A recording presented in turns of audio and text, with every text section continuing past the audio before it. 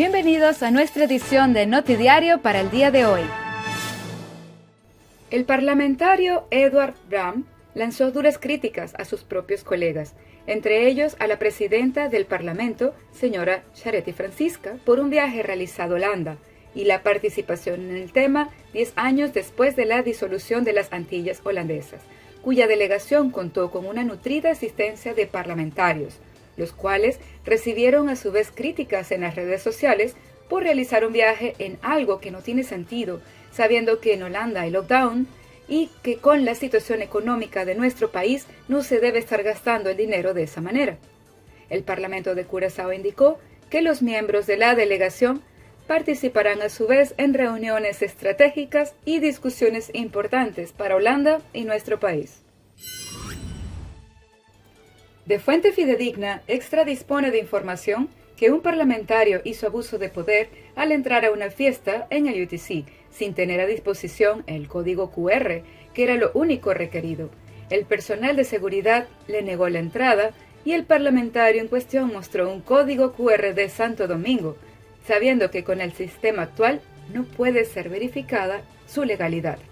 Igualmente se le negó el acceso por segunda vez, y en ese momento el ciudadano se identificó como parlamentario, haciendo uso incorrecto de su investidura, y de esta manera el personal de seguridad lo dejó entrar a la fiesta.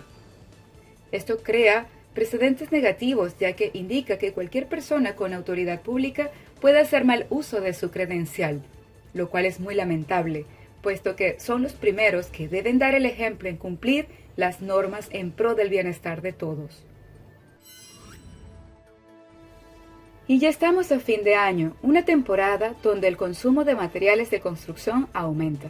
Por ese motivo, la Fundación para el Consumidor realizó un estudio en diferentes establecimientos comparando un total de 145 productos entre el 14 y el 15 de noviembre del 2021, constatando que existen diferencias grandes en los materiales de construcción.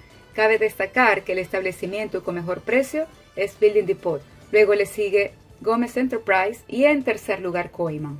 La Fundación para el Consumidor aconseja verificar muy bien cada producto que se compre para garantizar que son de calidad y cumplen con lo prometido por el vendedor, así como no pagar ningún artículo si no está seguro de su disposición inmediata. Y ahora nuestras noticias internacionales.